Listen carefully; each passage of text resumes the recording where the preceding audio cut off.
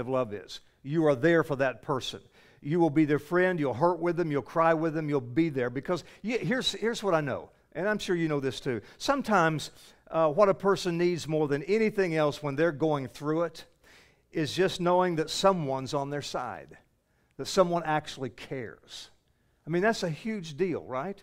If you've got that, you've got a lot. And if you can give that, you're giving a lot. It's like the father who came home one evening and was very tired, and his son came up to a little 8-year-old boy. He was reading the paper, and the little boy was playing on the floor, and he told his dad, he said, "Daddy, I hurt my knee today." And father was reading, and he said, "Daddy, I hurt my knee today."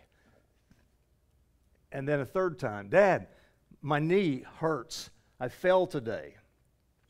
And finally did it a fourth time, and on the fourth time the father put down his paper and says, "Son, it's done. It's over. What can I do about it?" And the son replied, "Well, you could say, 'I'm sorry, son,' and give me a hug." You don't have to be the smartest man or woman in the world to give empathy to someone, to feel their pain, and just to be there. Sometimes without a single word, just being there. I've been in the hospital before when people were really going through it, and it's uncomfortable for the families, that kind of thing. Just being there and just sitting with them sometimes makes all the difference in the world. The second thing is, don't be a tattletale. Isn't it amazing how in our society we have become so eager to expose the dirt on someone else or watch the dirt exposed? How many of you watch TMZ? Nobody watches TMZ? Well, of course you do. Of course. I do too. And I think everybody else does here too, or something like that, those kinds of shows. And maybe our society, maybe we've always been that way. I don't know. We just have better access via the media today. I'm not sure what the deal is, but we've become that kind of society, or we are that kind of society. Next time you're in the checkout line at the supermarket, like Publix, if you go to Publix, check out the tabloid headlines as you're standing there. They got all the little tabloids there, and you got all these crazy things, so-and-so gives birth to a Martian or whatever it is. And I just jotted a few of them down. Here's a few. Obama's dirty little secrets. Next to it, Trump's dirty little secrets. Kathy Lee Gifford's terrorist sweetheart. Bush did cocaine at the White House. And my favorite, Abe Lincoln was a woman.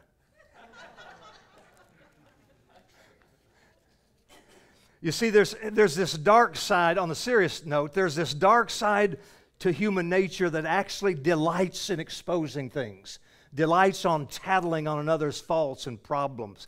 I just love the skeleton in your closet. I want to know about the skeletons in your closet. It's like prayer requests. If you use social media, there's somebody out there and they'll say, "I need prayers, please." The first thing you see is somebody says, "What's wrong? What's going on?" And then they say, "Well, I've had a pain." Where is it? Well, I had surgery. What's like? Show me your scar. I mean, kind of probably not that bad, but you know what I mean. And this is what children do. This is actually what children do when they're young. I'm telling Mom on you. Daddy Billy hit me. Susie's using bad words. Or like one little boy went crying to his mom. She said, "What's wrong with you?" And he said, "Well, it all started when I hit him back." Here's what love does. Love throws a gracious mantle over a person's faults and helps that one who has fallen get up and have a brand new start. There's no more significant example than God Himself. Aren't you glad God doesn't have a daily hangout session with the angels and says to them, "Hey guys, would you look at that? Look at old Jerry Maduka down there. Look at old Renee Lucas down there. I'm trying to get, no. Look at Jody. Look at Jody there. Do you know, angels, they do this and they do that. Heck, look at the whole New Day Church down there. Aren't they just awful? Aren't those just awful people? They do this and they do that. And on the way here, one of them said this in the car, and the other one said that in the car. And aren't they bad? That's not God's M.O. God doesn't operate that way, does he? That's silly. Here's what God did. In 1 John chapter 4, verse 10, tremendous verse. This is love. Not that we loved God, but that he loved us and sent his Son as a propitiation for our sins. Bless you.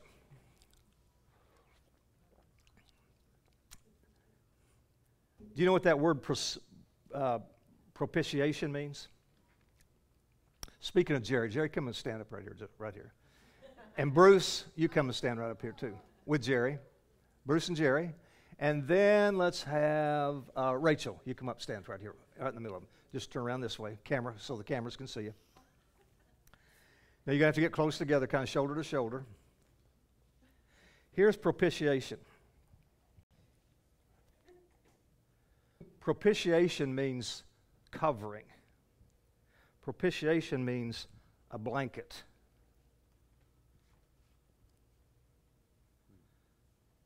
Now pull that up around you. And that feels soft and good. If it was cold outside, wouldn't this be a good experience? Warm blanket on top of you, covering you.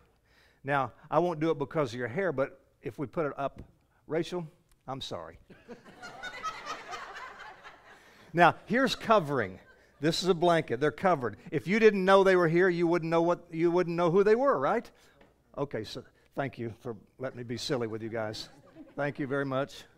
Now, here's the deal with here's why I wanted to do that with this blanket. Jesus is our blanket for every one of our weaknesses, for every one of our failures, for all of our sin and our shame. That says so right here. He is the propitiation for our sins and everything that happened because of that, in particular the shame. He is the blanket that covers those things. God is not in the business of exposing you. You need to understand that. Your consequences will expose you well enough, right? And others will expose you. That's true. God will never, ever do that. What He is about throwing His blanket of love and grace over every one of your flaws and every one of your offenses. And all the while reminding us that we are His beloved and that He believes in us. That brings me to the second thing. Love protects, and then secondly, love encourages. Verse 7 says, love always protects, always trusts. That phrase, always trusts, means believes for the best.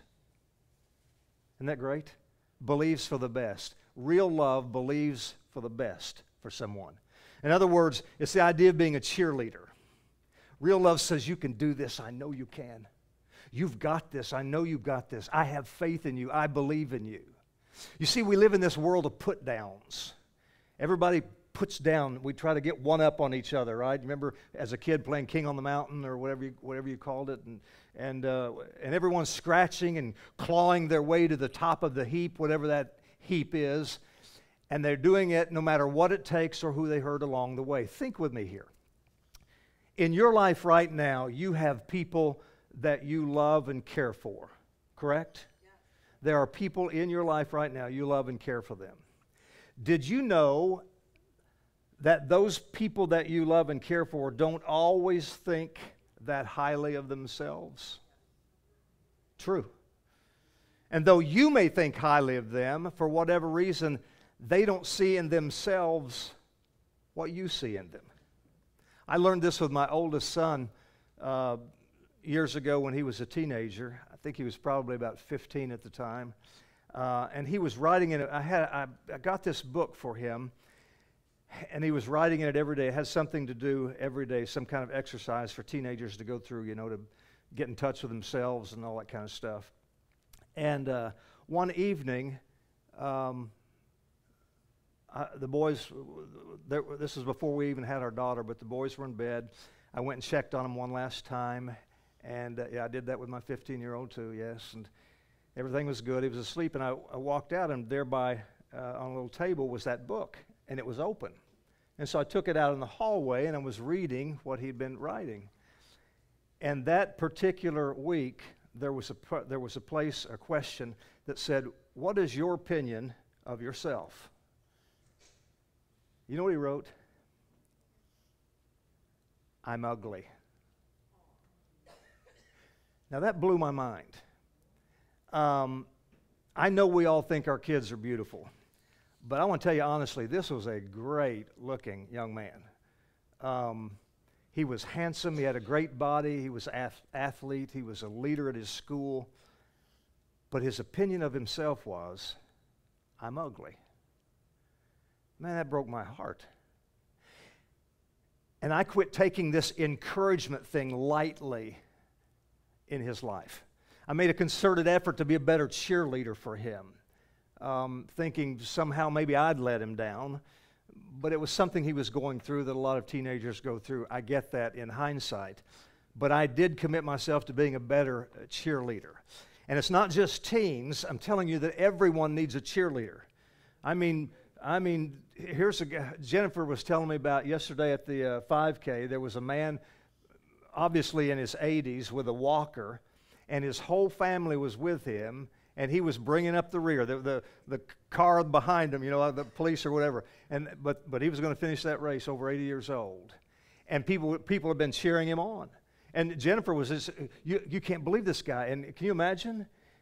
But there were cheerleaders there. I stood by the fence. I don't do it anymore because of my ankle, but I was waiting for Nancy to come through, so I'm standing by the barrier and watching all the people, and it was fun to watch the crowd, because as their loved one came by, they would all stand up and yay and clap and cheer.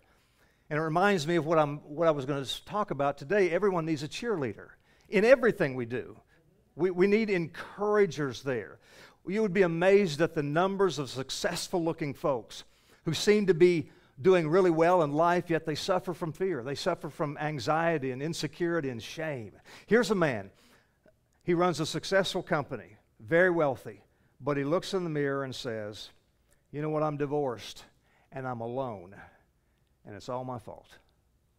And then he puts on his happy face and goes out to run his company. Another person looks in the mirror and thinks, "I'm ugly."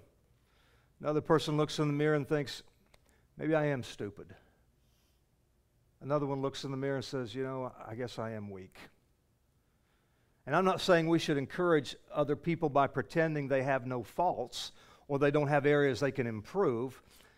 But what I am saying is Love's job, our job, is to make sure those people don't at the same time overlook all their good qualities. They can pick out their bad qualities well enough. I don't need to do that. You need to do this better. They know that better than I do. But what they need from me is to cheer on those good qualities. And by the way, everyone has some good qualities, right? Everyone has something we can cheer. Okay, with that in mind, let me give you a couple things to wrap this up. In light of encouragement, appreciation accomplishes more than criticism. When you're Maduka, and I've talked about this. This is his MO as he trained leadership. Parents with children really need to hear this. Appreciation accomplishes so much more than criticism. 1 Thessalonians 5:11, therefore encourage one another, and what happens? Build each other up. Let me read a poem to you.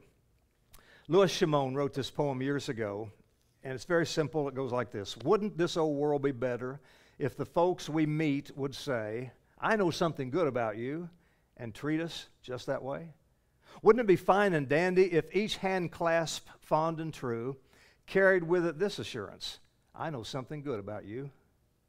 Wouldn't life be lots more happy if the good that's in us all were the only thing about us that folks bothered to recall? Wouldn't life be lots more happy if we praise the good we see? For there's such a lot of goodness in the worst of you and me. Wouldn't it be nice to practice that fine way of thinking too? You know something good about me, I know something good about you. That's a great idea, right? That's a great poem. It's easy to criticize. It's very easy to pick out faults and emphasize the negative. But far, far more is accomplished when I show appreciation for the good rather than when I pick out your bad.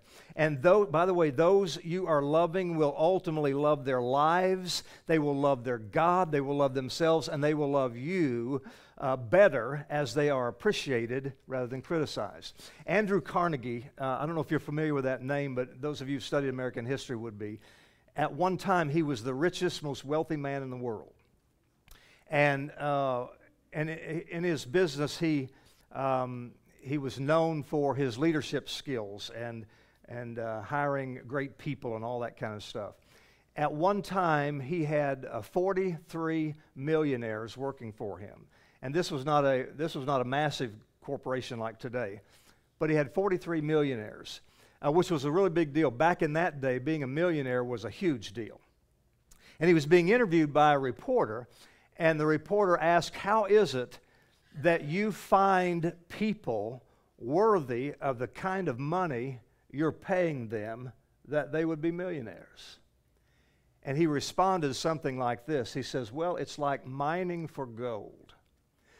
When you pull the gold out of the earth, it's covered with all kinds of dirt and residue. You clear it away and it's gold. But when you go mining, you don't go mining for the dirt. You go mining for what's underneath the dirt, for the gold.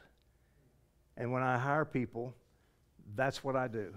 I look for the gold, and I respect the gold, and I encourage the gold. I thought that was really good. Second thing, if you think so, say so. James 4:17 says, if anyone knows some good he should do, but refuses, he or she commits sin. In other words, when you have the opportunity to say, wow, great job, way to go, do it. That's all. Just do it.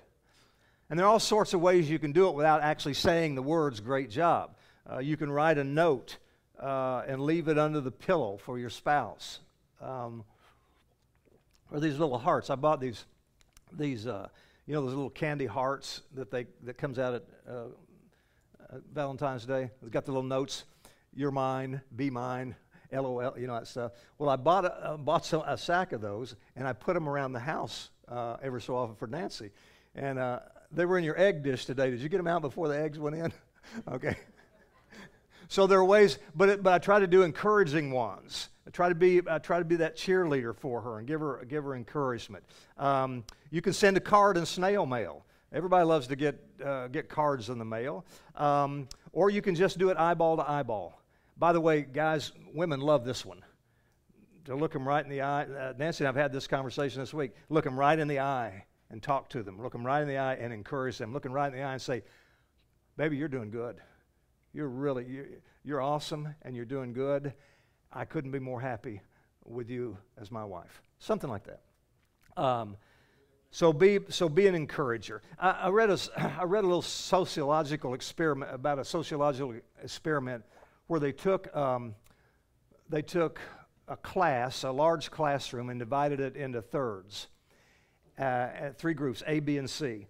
And what they did for one semester was the papers would, when the teacher graded the papers, in group A, she would just put the score, A, B, C, D, whatever it was, and hand it back to the students. In group B, she would write the letter grade and maybe a word, good, fine.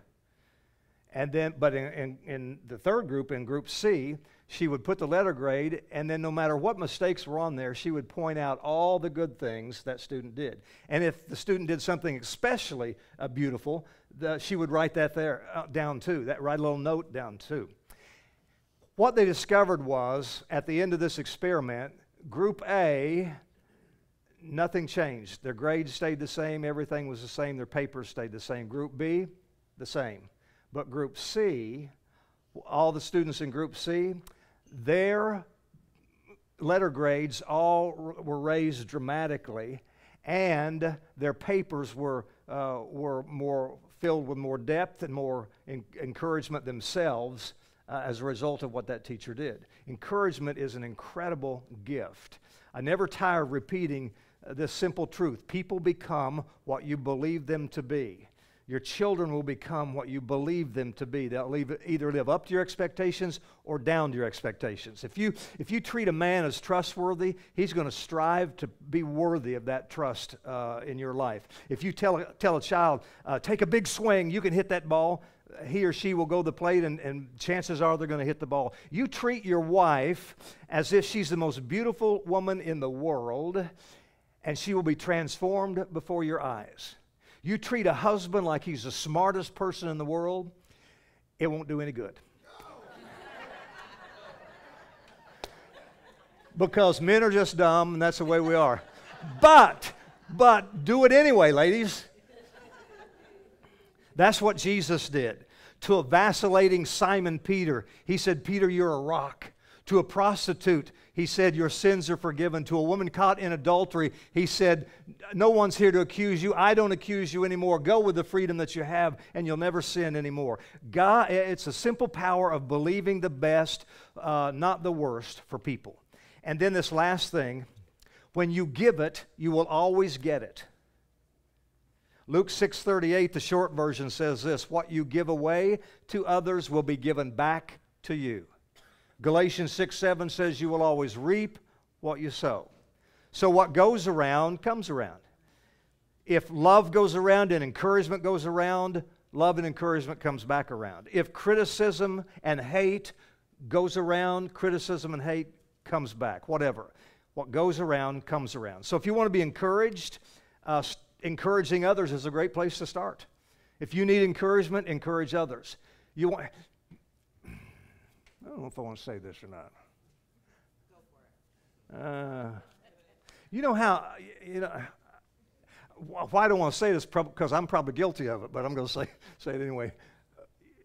If you use social media, Facebook and those kind of things, you'll discover among your friends that there's a handful of them, and all they want to post about is tum dum da dum dum da dum da dum da dum. Woe is me. Woe is me. The cat threw up on the carpet. Woe is me. You know what I mean? Just whiny stuff all the time. And so it's not, and probably you throw out all that whiny stuff comes back to you. Does that make sense? If you want to be appreciated, start appreciating others. If you want someone to empathize with you, guess what? Empathize with others. If you want to be loved genuinely and authentically, love others genuinely and authentically. I've always said, if you're lonely and you need a friend, go be a friend. And it comes back. Arguably one of the greatest football players to ever live was a guy named Bart Starr. Played for the Green Bay Packers way back in the day. And arguably one of the greatest quarterbacks ever to play the game too. And he had this deal with his son. I think his son was like in grade school. And he had this deal with him that every time he brought home an A or B on his report card, he would get a dime from his dad. And so they started this thing, and the kid was doing really good, making mostly A's and B's, and he would get these dimes from his dad. Well, one day, the Packers were playing out of town, and it was not a very good game. In fact, it was one of Bart Starr's worst games ever, and a real trouncing for the team. They weren't expected to lose, and they did. And it was a long plane flight home, and he got in late, and kind of sneaked in, and everybody was asleep, and he just felt awful. All he wanted to do was get in bed. So he went in to check on his son, and he saw a card there, or an envelope with his name on it. And he took it, went out in the hallway, opened it up, and there was a little note. And it says, "Dear Dad, I think you're the greatest football player anyhow. And whether you win or lose, you're always my winner. Signed Bart Jr." And there were 2 dimes taped to the bottom of it. Isn't that good? Here's your homework. In this season of your life right now, what are your 3 biggest needs? Maybe you just need to be encouraged right now. Maybe you need to be just loved. You need a friend. Maybe finances are in shambles. you go give, you pick out those 3 areas and you give that away this week. Give that away. You having trouble financially? Give. Give. You don't have to give it here, give, but just give. Encouragement, whatever it is you need, whatever those 3 needs are, give it away. Just 1 week. Just give it away every opportunity you have. I mean, just look for those kind of opportunities and see what happens. See how quickly what goes out comes back to you, okay? All right, that's your homework. Okay, I can tell you're hungry, so I'm going to quit right there. Those of you watching on Facebook Live, I'm so glad you join us each week. We're having several hundred people view these videos each week, and we're so grateful for that. Also, if you would go to our website, newdaychurchbrandon.org, you'll find out a little bit more about us, about me, my personal stories on there. And there's also a place for you to donate securely, safely, and it's an easy way for you to contribute to our ministry. If you feel led to do that. So, God willing, we'll be back here next week, and we hope you'll join us then too. Okay? Signing off. Bye. So, let's have our offering. And by the way, just a word of encouragement. We always turn the corner really good financially in January, and then February nosedive. Happens again this February too. So, the weeks and I'm talking to you that give each week, the weekly givers. The weeks you can't be here, you can go to the website and give just like you were here today. In fact, we have some people that come to church sitting here and